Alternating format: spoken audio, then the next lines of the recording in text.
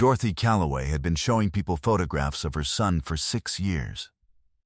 She did it the way some people say grace before meals or check that the door is locked before bed, as a ritual so embedded it had ceased to require a decision.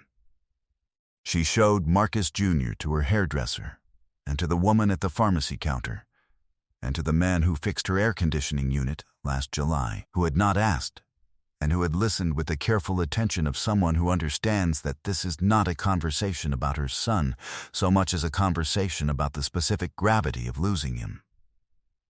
She had shown the photograph to strangers on airplanes, and to the cashier at the Piggly Wiggly on Oxmoor Road in Birmingham, who knew her by name, and who had, by now, heard enough about Marcus Jr. to feel she had known him herself. She showed him to people because showing him to people kept him in the world. She understood that this was not a rational position. She held it anyway. The photograph was taken at Marcus Jr.'s 26th birthday party, 2 years before he died. He was grinning in the particular way he grinned, wide and slightly sideways, the grin of a man who found the world genuinely funny and wanted everyone to know it. He was holding a piece of cake. He was wearing a red shirt. He looked, in the photograph, like someone in the middle of a long and happy life. He had died on October 11th, 2019, in a car accident on I-20 near Bessemer, Alabama. He was 28 years old. He had been an organ donor since he turned 18, had told Dorothy about it when he got his first driver's license, had said, "Mama, if something happens to me, somebody else should get to use what I've got." Dorothy had said, "Nothing is going to happen to you." He had said, "I know, but just in case." She had not known, in the 6 years since, who had received what he had given. She knew that his kidneys had been donated. She knew that his heart had gone to a woman in Georgia. She knew, from the brief notification the organ procurement organization had provided, that his kidney had saved the life of a 34-year-old man in Louisiana. She did not know his name.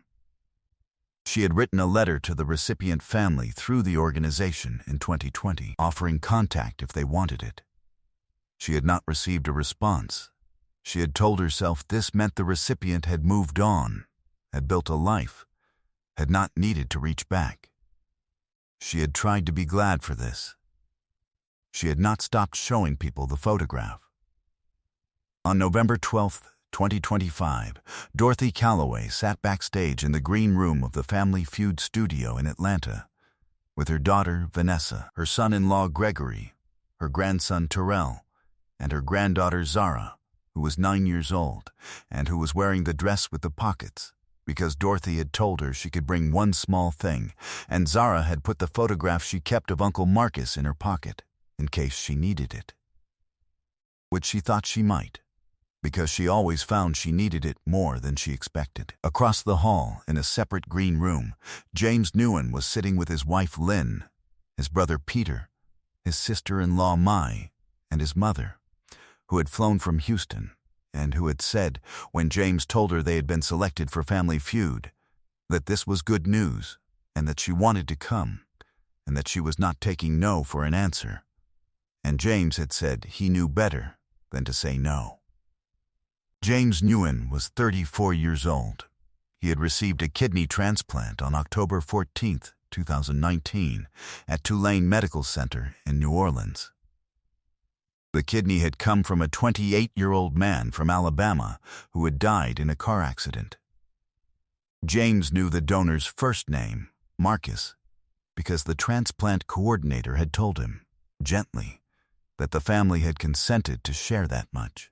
James had not known the last name. He had tried, in the years since, to find the family, not intrusively, not in a way that would intrude on their grief, but he had wanted them to know that Marcus was still here, in the specific way that mattered, that his kidney was working, that the decision Marcus had made at 18 on a driver's license had meant that James Newen was alive to marry Lynn and be present at his nephew's first birthday and eat his mother's pho on Sunday mornings. He wore a bracelet on his left wrist. He had worn it since the transplant. It was a simple leather cord with a single metal tag stamped with a date, October 14th, 2019. The date the transplant had occurred. The date he considered his second birthday. The date Marcus had made possible. He had not found the family. He had placed the search in the category of things that might happen eventually, if they were meant to happen. He had no idea that Dorothy Calloway was 40 feet away. Steve Harvey walked onto the Family Feud stage that November morning and introduced himself to the two families, the Calloway family from Birmingham and the Nunn family from New Orleans. He started on the Calloway side, Dorothy first, because Dorothy had the quality of a woman who expected to be addressed first, and who had earned this expectation through 67 years of being exactly the person the room needed her to be. Steve said, "Dorothy, tell me about your family." Dorothy said, "We're from Birmingham. We're loud and we're competitive, and we love each other." She paused. "And I want to show you someone." She reached into her purse and produced the photograph. This was not unusual for Dorothy. She had done it hundreds of times. She held it out to Steve Harvey the way she held it out to everyone, with the directness of someone performing an introduction. Steve Harvey took the photograph. He looked at it. He looked at Dorothy. She said, "That's my son Marcus. He passed in 2019. Car accident. He was 28. She said it the way she had learned to say it, with the particular flatness of something said so many times that the delivery has been worn smooth, though not the meaning, never the meaning. He was an organ donor. Some people got to live because of him. I like people to know he existed." Steve Harvey looked at the photograph. He said, "He looks like he was something else." Dorothy said, "He was everything else." Steve nodded. He held the photograph for a moment longer than he held most things people showed him. Then, he handed it back. He turned toward the Noyne family. Across the stage, James Noyne had been watching. He had been watching the way you watch something when your peripheral vision catches a detail that your conscious mind has not yet processed, but that your body has already responded to. A shift in attention, a leaning forward, an intake of breath that happens before the thought arrives to explain it. He had seen the photograph from across the stage. He had seen, in the photograph, a young man in a red shirt holding a piece of cake. He had seen the hospital wristband visible at the edge of the photograph, not Marcus Jr.'s birthday photo wristband. A different photograph had slipped in front, one Dorothy also carried. From Marcus Jr.'s last days in the ICU, the two photographs kept together, and on the wristband, partially visible, a date, October 14th, 2019. James Nguyen looked at his own wrist. October 14th, 2019, he looked at Dorothy Calloway. He said across the stage, in a voice that was not a game show voice at all, in a voice that was barely a voice, "Excuse me, ma'am, was his name Marcus?" Dorothy turned. She looked at the man across the stage. She said, "Yes." James said, "From Alabama, a car accident, October 2019. Dorothy went very still. The stillness of someone who has felt the world shift underfoot and is deciding whether the ground is going to hold. She said, "Yes." James Nguyen looked at Dorothy Calloway. He put his hand on his left side, the side where the kidney was, where it had been working for 6 years, where Marcus had been living in the only way that was still possible. He said, "I have his kidney." The studio fell completely silent. Not the silence of a dramatic moment being processed, the silence of 300 people receiving something they did not have a category for, something that did not fit inside any frame they had brought with them that morning, something that could only be held in complete stillness because any other response would have been too small for it. Dorothy Calloway looked at James Nguyen. she said, very quietly. "You're him." James said, "Yes, ma'am. I'm him." Steve Harvey stood between the two families. He had been 4 feet from Dorothy when James spoke, had heard every word, had not moved, and he stood there for a moment with his hand over his mouth and his eyes, doing something they did not often do on this stage. He said, in a voice that was not a television voice, "Stop everything." The floor director stopped. The cameras kept rolling because no one called cut, and no one was going to call cut. Steve walked toward the center of the stage, between the two podiums, between the two families. He looked at Dorothy. He looked at James. He said 5 words, not loudly, in the specific quiet of someone naming something true. This was always going to happen. Dorothy Calloway walked across the stage. She walked the way you walk toward something you have been moving toward for 6 years without knowing the direction. She walked to James Nguyen, and she stood in front of him, and she looked at him. At this 34-year-old man from New Orleans who had Marcus Jr.'s kidney and who had worn a bracelet with a date for 6 years and who had tried to find her and had found her here, in a television studio in Atlanta, on a Tuesday morning in November, because life arranges its most impossible things in the most ordinary containers. She put her hand on his left side, where the kidney was. James covered her hand with his. The studio fell completely silent for the second time. A silence so complete that Zara Calloway, 9 years old, in the contestant seats, could be heard clearly when she said, in the voice of a child naming what she saw with the literal precision of a child who has not yet learned to soften the true thing, "Grandma, he has Uncle Marcus inside him." Dorothy Calloway looked at her granddaughter. She looked at James Nguyen. She began to cry, not the managed, worn, smooth version she had developed over 6 years of saying the words with the delivery rubbed flat. The full version.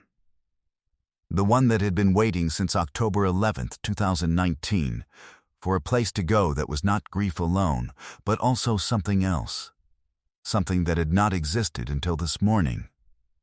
Gratitude with a face, with a name, with a hand over hers on the left side of a man who was alive, because Marcus had said just in case at 18, and had meant it.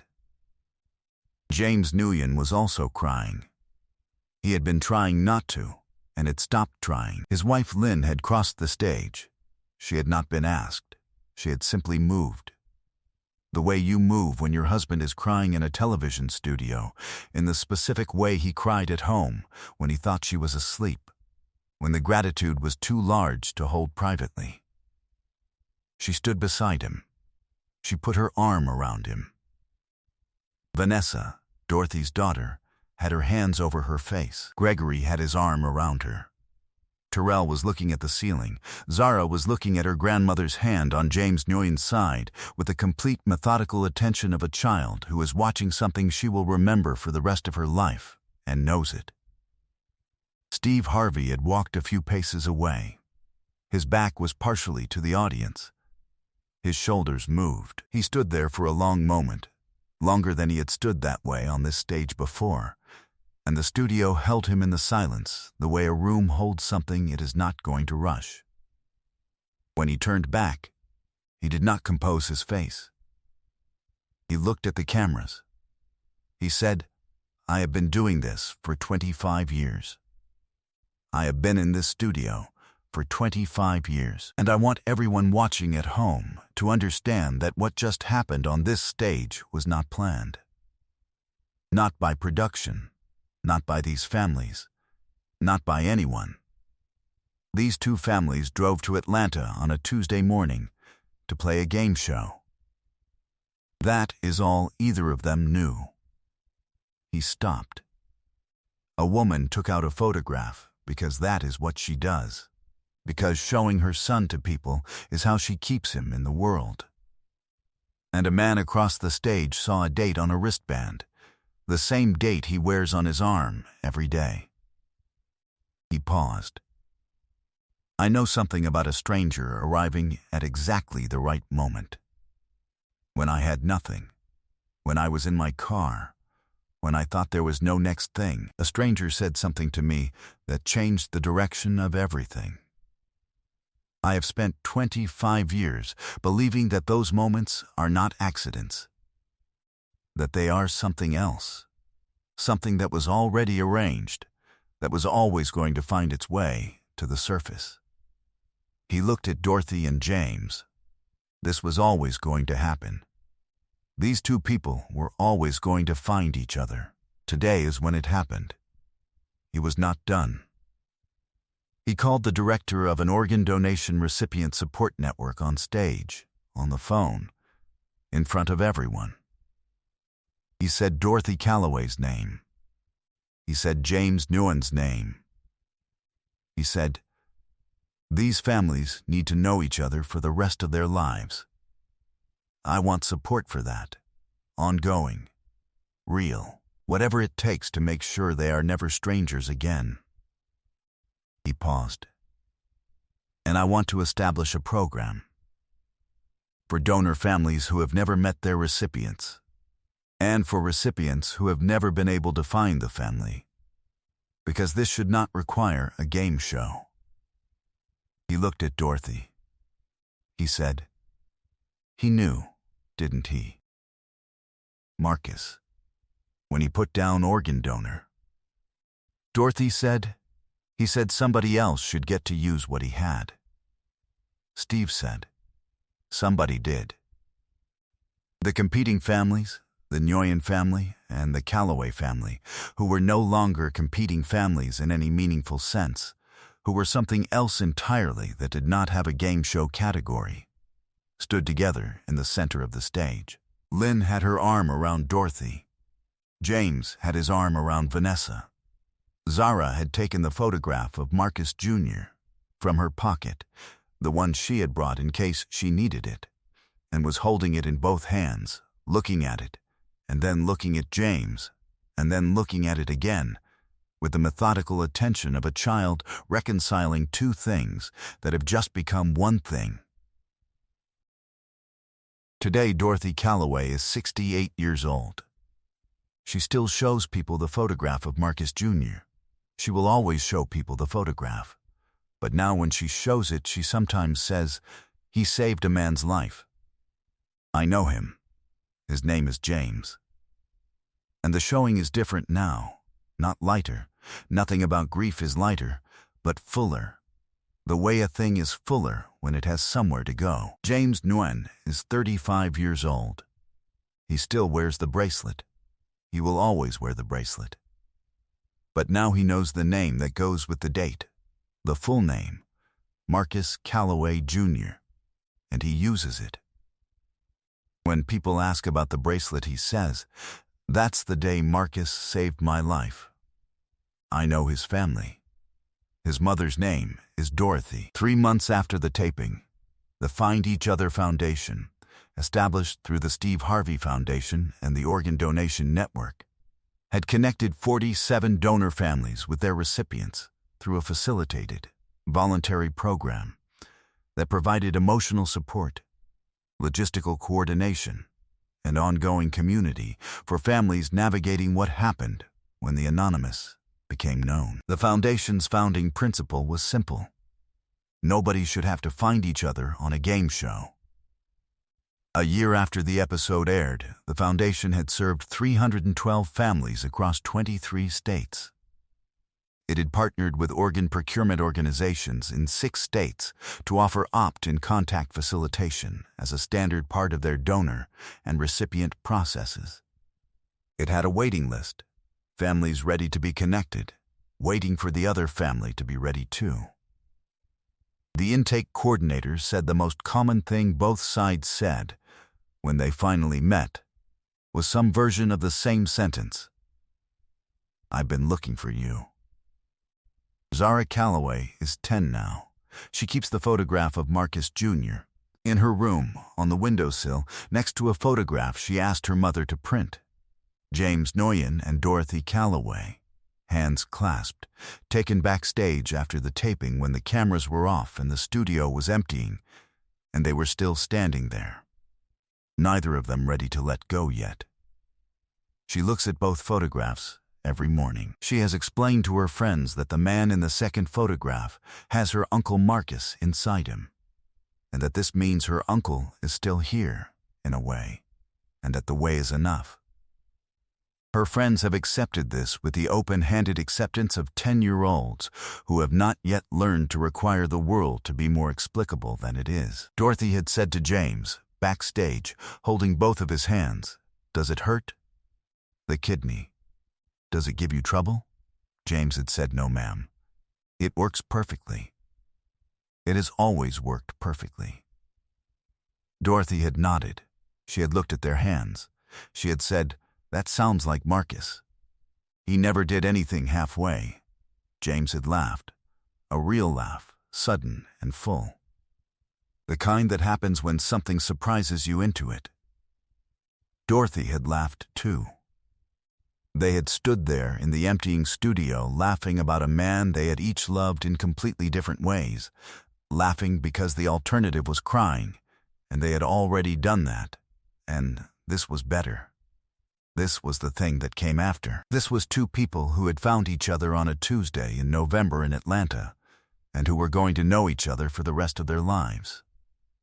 Two hands, clasped. One of them had been reaching for 6 years. The other one had just arrived. If this incredible story of Marcus Calloway and the two families he brought together from either side of the thing he gave touched your heart, subscribe to this channel and hit the like button. Share this with someone who believes it is never too late to find the person you were always going to find, or to know that the thing you gave mattered, specifically to a specific person who is living because of it. Have you ever been reunited with someone you thought was gone? Or found that someone you were looking for had been looking for you? Share your story in the comments.